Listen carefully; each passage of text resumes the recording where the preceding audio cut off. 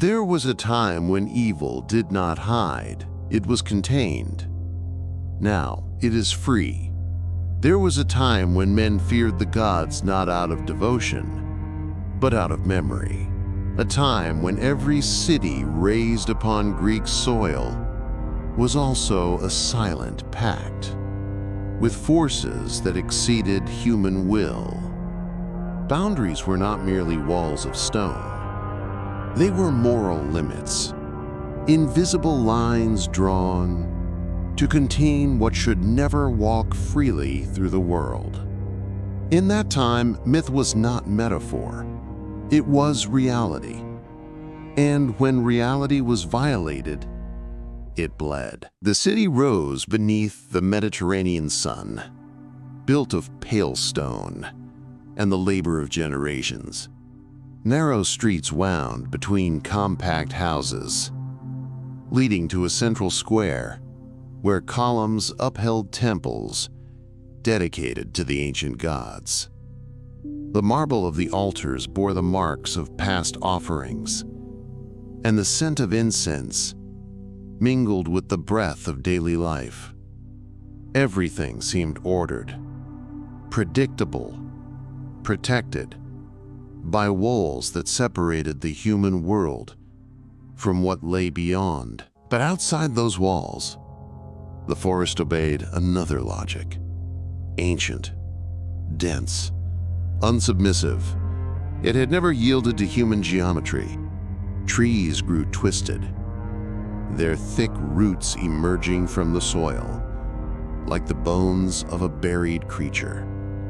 Daylight scarcely touched the ground, and silence was not the absence of sound. It was expectation.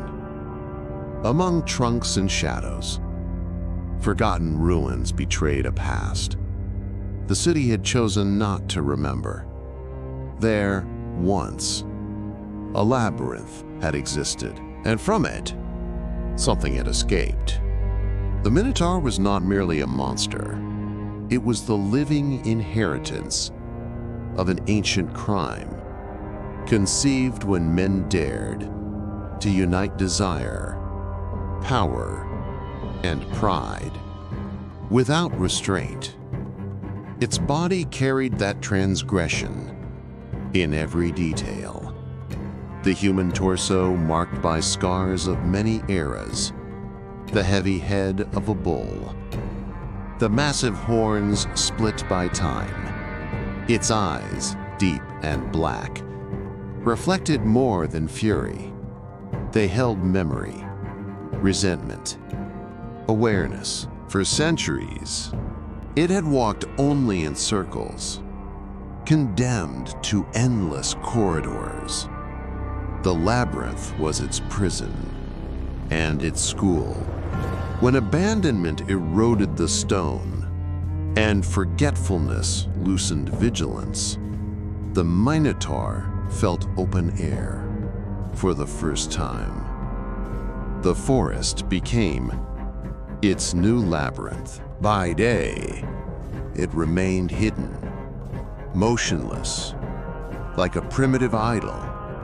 By night, it advanced. It leapt the walls with brutal strength and walked the streets like a past that refused to remain buried. The city adapted to terror. Silence became law, and that adaptation fed the evil. On the night when the sky thickened with clouds and the wind ceased, as though the world held its breath, the Minotaur crossed the final boundary. It invaded the temple. Marble was stained with blood. The altar collapsed before the silent statues. The beast roared, convinced that nothing could restrain it now. It was there that evil believed itself absolute. Among the ruins, a man observed. He carried no weapon. In his arms, a heavy book pulsed, as if alive, when the Minotaur turned toward him, expecting another victim. It found something unexpected. The man did not fear. The book opened by itself. "You are the error that walked beyond the limit," the man said. "You are the violence, born of unrestrained desire." The Minotaur unraveled. Bone, muscle, and memory dissolved into black smoke, drawn into the pages by the burden I have carried since the origin. I record you, and I sentence you to eternal imprisonment among the shadows. The book closed. The forest breathed again. The city awoke without screams.